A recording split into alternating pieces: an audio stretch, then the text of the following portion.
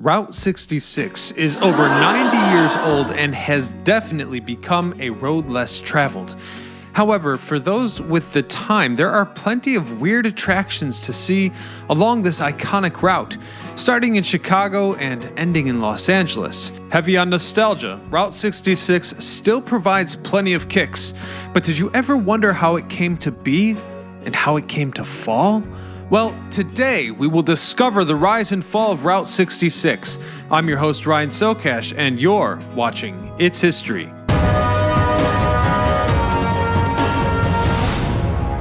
This video has been brought to you by Bespoke, a free-to-join monthly membership club delivering awesome boxes of top-shelf goods from under-the-radar brands. Every month, they introduce their members to cool new products like outdoor gear, barware, home and kitchen goods, clothing, and more.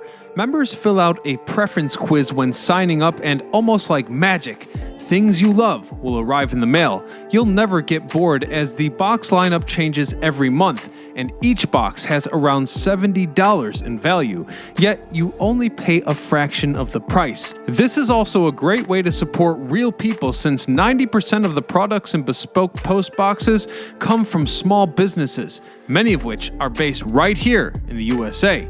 The system is totally fair, and you'll never pay for an item you don't want. Before your box ships, you'll get a preview of what's inside, and you can keep it, swap it for a different box, or skip the month entirely for absolutely no charge. I'm a traveler, so I ordered the Box of Awesome, which seriously enhanced my quality of life when I'm on the road. The Weekender bag puts my roller bag to shame and easily accommodates my life essentials. This way, I can travel light and in style. The Forge knife will withstand the test of time and enable my mushroom picking passion to reach new levels. Plus, my multi-fuel stove helps me cook the mushrooms that I find with basically any fuel, because if you can burn it, well, you can cook with it. Oh yeah, and the seasoning isn't an issue either.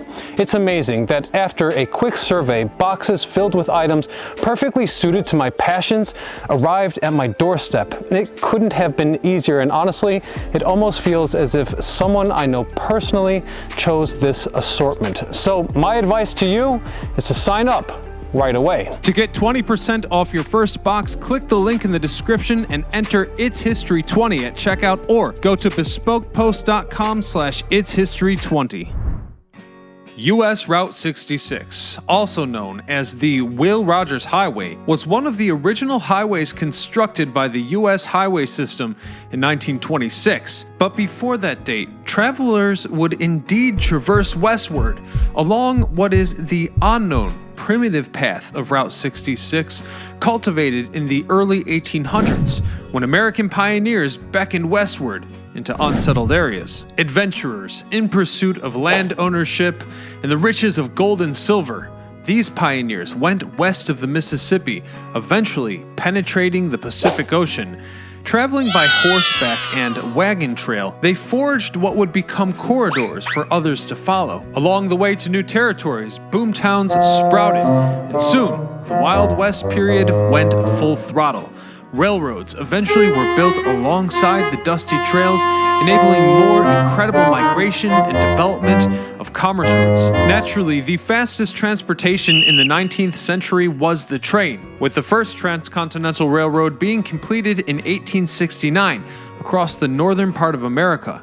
A southern link was completed in 1883 from New Orleans to Los Angeles.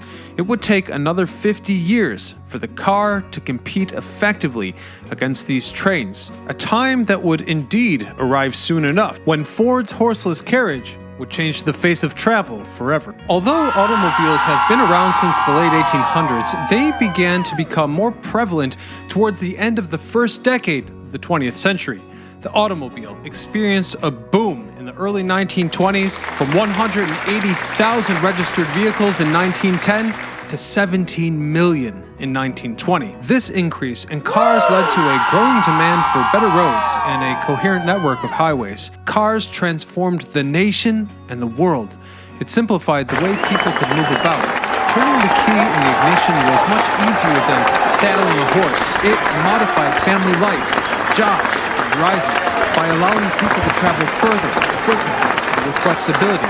It was more adaptable than taking a train, therefore, the path of Route 66 was modified for cars and followed many of the treks initially forged by exploring pioneers in the early 1800s. By intention, Route 66 was not a straight highway, but it zigzagged across the Midwest, the Plains, and the Southwest, on its way to Santa Monica and the Pacific Coast. Although seemingly inefficient in terms of going from point A to B, Route 66 was designed to connect small towns in a pattern that focused on relatively flat terrain through areas of favorable weather. From the beginning, US Route 66 was designed to connect the main streets of rural and urban communities along its route because at the time, most small towns had no access to significant national roadway. Well, not the first long-distance highway or the most traveled, Route 66 ultimately gained fame beyond almost any other road, carrying hundreds of thousands of Depression-era migrants from the Midwest who went to California hoping for jobs and a better life. Yes! Even though Route 66 does not stand out as America's oldest or longest road, it is significant as the nation's first all-weather highway linking Chicago to Los Angeles. And this connection was no coincidence. Actually, it all started when legislation for public streets first appeared in 1916, with revisions in 1921. It was not until Congress enacted an even more comprehensive version in 1925 that the government executed its plan for national highway construction. Officially, the numerical designation 66 was assigned to the Chicago to Los Angeles route in the summer of 1926. With that designation came its acknowledgement as one of the nation's principal east-west arteries. Public road planners intended US 66 to connect the main streets of rural and urban communities along its course for the most practical reasons. Most small towns had no prior access to a major national thoroughfare. Cyrus Avery, a businessman in Tulsa, Oklahoma, is credited with creating the identity of Route 66. Avery saw the need for better roads throughout his state, and as chairman of the State Highway Commission, he helped plan the national system of numbered highways. His proposal for a road from Chicago to Los Angeles along the southwestern route was approved and designated US 66 in 1926. From there, Avery founded the US 66 Highway Association and coined the route's nickname, quote, Main Street of America. As a boy, Avery and his family journeyed west from Pennsylvania by covered wagon to Missouri and later settled in Indian Territory. He made his living in farming, real estate, and oil, among other ventures, and became a civic leader in Oklahoma. Avery participated in the Good Roads movement, which advocated for improved American roadways. The movement was started in the late 1800s by bicyclists and grew during the early 1900s with the arrival of mass-produced automobiles. During Route 66's planning, Avery was instrumental in getting it to pass through Oklahoma. Additionally, Avery pushed to get the entire highway paved, a task completed by the late 1930s. Overall, Route 66 reduced the distance between Chicago and Los Angeles by more than 200 miles, for the great benefit of thousands of motorists who drove west in the subsequent decades. From 1933 to 1938, thousands of unemployed male youths from virtually every state were put to work as laborers on road gangs to pave the final stretches of the road. As a result of this monumental effort, the Chicago to Los Angeles highway was reported as continuously paved. In 1938, Avery was later nicknamed Father of Route 66. Oddly, Route 66 was almost named Route 60. You see, even though Route 66 was not a transcontinental road, Avery wanted it to be numbered as if it was US 60, or in other words, a multiple of 10. But the US 60 name was displayed by a highway following the historical National Roosevelt Midland Trail. The feds proposed Route 62 as an alternative, but Avery came up with the name 66 and sent a telegram from Springfield, Missouri to Washington, D.C. This request was approved and Route 66 was born. So then you might ask, what became of Route 60? Well, eventually, US 60 began in Newport News, Virginia, and crossed West Virginia, Kentucky, and the Mississippi at Cairo, ending at its crossing with US 66 in Missouri near Springfield. Only later would it continue across Oklahoma and Texas, crossing Route 66 again in Amarillo before finally reaching Los Angeles, running along what is now the alignment of Interstate 10, with its current western terminal being Quartzsite, Arizona. Traffic on Highway 66 increased, as did a need for facilities such as food, fuel, repairs, and shelter, a fact that transformed the economies of the towns through which Route 66 passed. Therefore, in 1941, Carl and Lucille Hammonds purchased a gasoline station and a tourist court on a rural stretch of Route 66 in Providence, Oklahoma. Lucille ran the business and lived there for almost 60 years.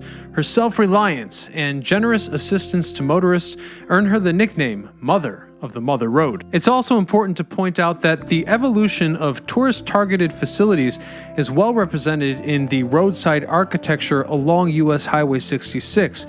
You see, this roadway spawned rapid growth westward, giving rise to small towns in major U.S. cities including Oklahoma City and Albuquerque. This brisk development of tourism spawned motels, shops, filling stations, and rather bizarre roadside attractions. Route 66 changed the travel landscape and cemented its reputation as a microcosm of the cultures of America linked by the automobile. Most Americans who drove the route did not stay in hotels, preferring the novel accommodations that emerged from the automobile travel, known as motels.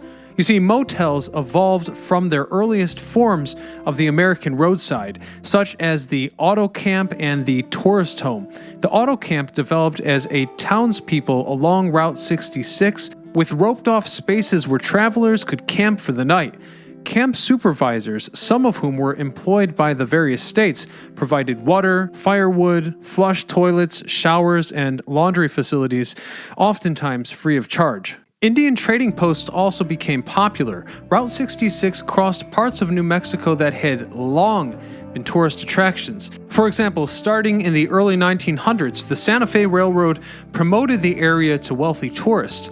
The tourists wanted souvenirs, and store owners or Indian craftspeople were happy to oblige them. The first popular tourist crafts were Navajo weaving and silverwork. However, during the segregation era, African Americans were unfortunately banned from many motels, restaurants, and other businesses along Route 66. Bordering the highway were several so-called sundown towns, communities where African Americans were unwelcome after dark and kept out through intimidation, force, or even local ordinance.